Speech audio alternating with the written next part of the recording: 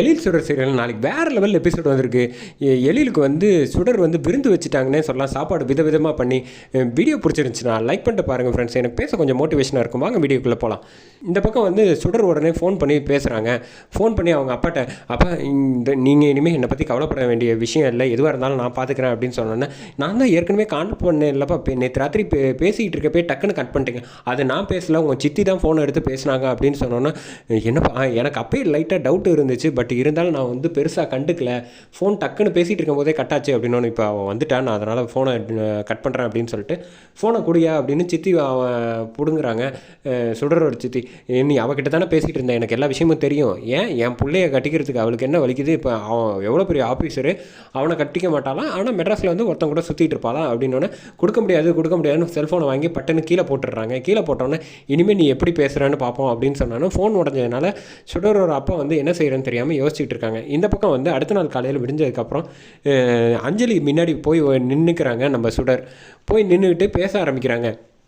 இங்கே பாரு, நீ தான் வந்து எனக்கு சாமி மாதிரி, கடவுள் வந்து உதவி செய்கிறாங்கல்ல, அவங்கள வந்து காலத்துக்கும் நன்றி மறக்கக்கூடாதுன்னு சொல்லுவாங்க, அதனால் உங்களை நான் லைஃப் லாங் மறக்க மாட்டேன் அப்படின்னு பேசிகிட்டு இருக்கப்ப, உனக்கு அஞ்சலி வந்து யார்கிட்ட நீ பேசிக்கிட்டு இருக்க, என் பேர் அஞ்சலி தானே, நான் என்ன கடவுளா, ரொம்ப நன்றிலாம் எனக்கு சொல்லிக்கிட்டு இருக்க, எனக்கு ஒன்றுமே புரியல, போ நான் எந்திரிச்சு கிளம்பி போகிறேன் அப்படின்னு சொன்னோன்னே, உடனே வந்து கீழே சோபாவில் உட்கார்ற மாதிரி தரையில் உட்காந்துடுறாங்க. நம்ம தமிழ் உட்காந்துட்டு, எங்கேயும் போயிடாத, இங்கேயே உட்காரு, நாங்கள் எனக்காக கொஞ்சம் நான் பேசுகிறேன்ல, அதை கொஞ்சமாவது காது கொடுத்து கேளேன் அப்படின்னு. சரி பேசு அப்படின்னு சொன்னோன்னே, நீ எனக்கு கடவுள் மாதிரி அப்படின்னு மறுபடியும் முதல்லேருந்து ஆரம்பிக்கிறாங்க.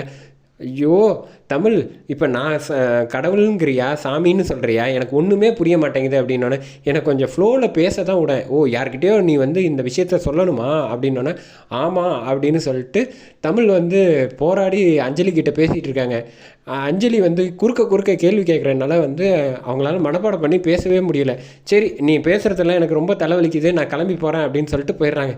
இந்த குட்டியாக இருந்துக்கிட்டு என்ன சேட்டை பண்ணுறா, நம்மளை ஒரு 4 வார்த்தை சேர்த்து பேச மாட்டேறா, ஆனால் அவன் மட்டும் பக்கமாக 40 வார்த்தை பேசுகிறா, நம்ம இன்னும் பயிற்சி வேணுமோ அப்படின்னு சொல்லிட்டு கீழே வந்துடுறாங்க. கீழே வந்துட்டு வந்து சமையக்கட்டில் வந்து விதவிதமாக வந்து சமைக்க ஆரம்பிச்சிடுறாங்க. அதை பார்த்தோன்னே வந்து அந்த வேலை செய்கிற சமையல் செய்கிறவங்க வந்து, இதெல்லாம் செய்யக்கூடாது, செஞ்சால் ஐயா திட்டுவாங்க, ஐயா திட்டினா நான் வாங்கிக்கிறேன், நான் தான் செஞ்சேன்னு சொல்லிடு அப்படின்னு சொல்லிட்டு அந்த சாலட் எதுவுமே செய்யாமல் விதவிதமாக சமைச்சு வைக்கிறாங்க நம்ம எழிலுக்காகவும் குழந்தைங்களுக்காகவும். அங்கேருந்து வந்துடுறாங்க நம்ம பாட்டி வந்தோடனே, என்னம்மா இதெல்லாம் சமைச்சு வைக்கிற, அவன் வந்து பார்த்தானா கற்றுன்னு கற்றுவான், அவங்ககிட்டலாம் சொல்லி சமாளிக்க முடியாதுமா, தயவு செஞ்சு நான் சொல்கிறத கேளு, நீ எதுக்கு காலங்கத்தால் இவ்வளவும் செஞ்சு திட்டு வாங்கணும் அவங்ககிட்ட அப்படின்னு சொன்னோன்னே, அம்மா நீங்கள் நினைக்கிற மாதிரி எழில் சார் அப்படிலாம் கிடையாதுமா, எது சொன்னாலும் வந்து புரிஞ்சுப்பார், நான் சொன்னால் கேட்டுப்பாருமா, எந்த பிரச்சனையாக இருந்தாலும் நான் பார்த்துக்கிறேன், நீங்கள் ஒன்றும் கவலைப்படாதீங்க, என்ன தானே திட்டுவார், நான் வாங்கிக்கிறேன், குழந்தைங்க ஒரு நாள் நல்லபடியாக சாப்பிடுவார், அவருக்கும் பிடிக்கும் அப்படின்னு சொல்லிட்டு சமைச்சது எல்லாத்தையும் விதவிதமாக வந்து எடுத்து வச்சுருக்காங்க.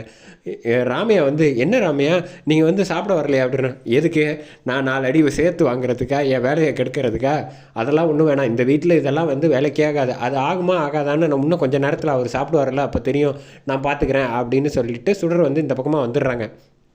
வந்ததுக்கப்புறமேட்டு எழில் வந்து மாடியிலேருந்து இறங்கி வராங்க.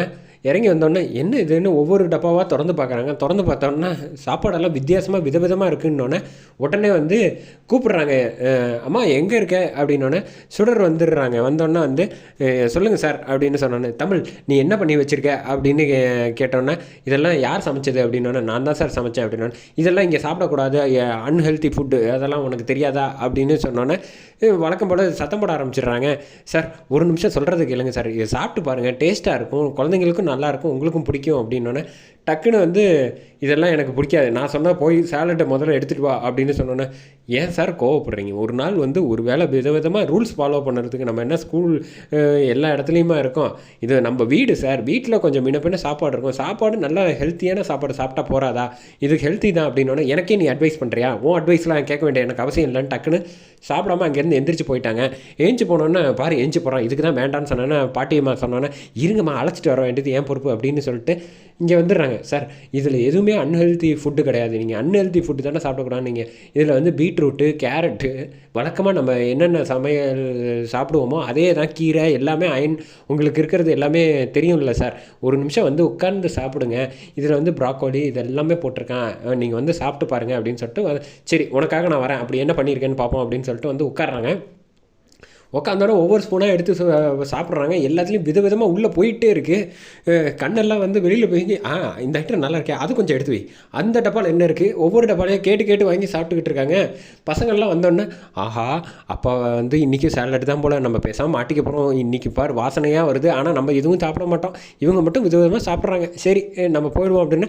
பசங்களா எங்கே இருக்கீங்க வாங்க அப்படின்னு சொல்லிட்டு வந்துடுறாங்க. வந்தோடனே கரெக்டாக வந்து அஞ்சலி நோட் பண்ணிட்டாங்க. அபியும் அப்பா தட்டில் விதவிதமாக இருக்கே என்ன இது அப்படின்னோடனே உட்காந்து உங்களுக்கு தான் சாப்பிடுங்கன்னு எழில் சொன்னோன்னா ஆச்சரியப்படுறாங்க. அதோட எபிசோட முடிக்கிறாங்க.